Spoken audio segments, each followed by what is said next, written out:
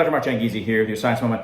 We've talked a lot about mass hysteria, virality, conspiracy theories, and using avalanches as a way of understanding how these things occur. And you don't need a first cause. A first cause is largely irrelevant.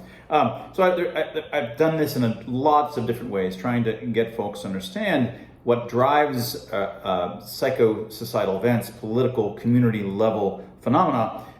Isn't done by cabals who can just decide that certain ideas will go viral and then other ideas will go viral next. That's not how any of this stuff works. They're loops. It's all loops, right? And so avalanches and different kinds of cascades across networks are the kinds of ways you have to think about this. And it's not like your everyday life of cause and effect that you're typically used to. And it occurred to me, here's another way to think about it. And I wrote it up in Loofwired magazine. Loof as in being aloof, but loofwired.com. And let me just walk you through this. Is when one of your tweets goes viral, did you premeditate that? Right? So I want those who are plandemic-like folks, or any of these conspiracy theory kinds of folks who are looking at why these massive events happen and are trying to say that it was all premeditated ahead of time. And think about this in terms of the virality of your own tweets. When one of your tweets goes viral, did you premeditate that? You wanted it to go viral. You tried to make it go viral. It went viral. Now, you share culpability if in going viral it causes harm in some way, no doubt. And we've talked about culpability a lot. And in societal level evil, I talk a lot about culpability. It's quite different than causing it in the senses of what we're familiar with in everyday life. But the real question is, did you cause it to go viral? All right. After all, you tweeted 10,000 other times. And although you wanted each of them to go viral, and you tried to make each of them go viral, none of them actually went viral. Clearly, then, it's quite bizarre to insist that you caused that one viral tweet of yours to go viral. Some might respond, yeah, but there's all this evidence that you conspired with lots of like-minded people to get that tweet to go viral. That shows that you and your cabal of conspirators are master manipulators who planned for 20 years or whatever for your idea to go viral and affect the narrative. Well, for your tweet that does finally go viral, if you were to have detailed knowledge of who retweeted it, you'd find that a lot of your close cadre of followers retweeted it, more than usual. And among those, Doug, who has more followers than you, retweeted it. And it happened that Joe Rogan, say, saw it, but didn't retweet it.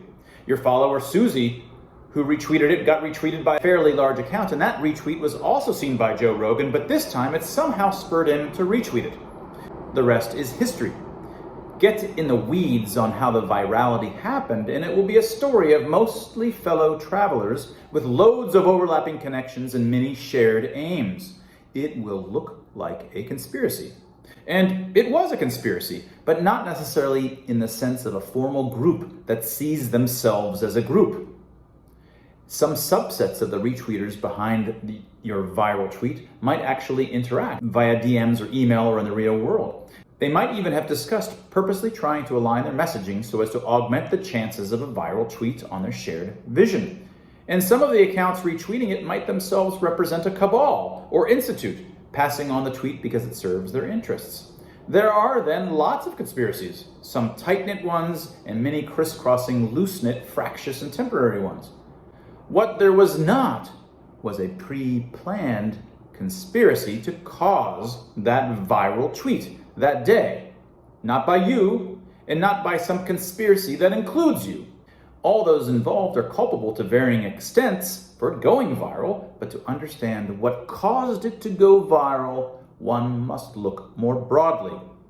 Joe Rogan has a big role in the particular billiard ball steps involved that day, but the real explanation for why it went viral isn't the weeds of specific folks who retweeted it.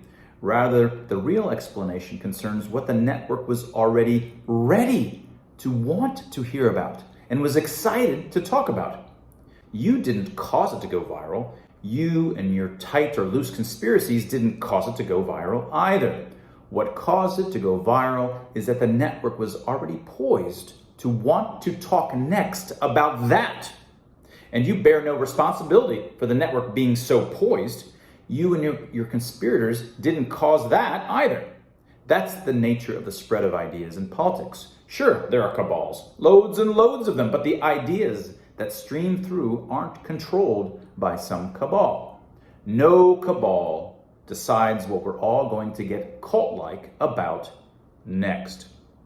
And that was your science moment. If you're interested in loofwired.com, it's my curated science and sort of socio-political magazine, trying to be an alternate to things like Wired and Siam and Discover Magazine, which utterly failed during COVID. Go take a look at loofwired.com. That was your science moment.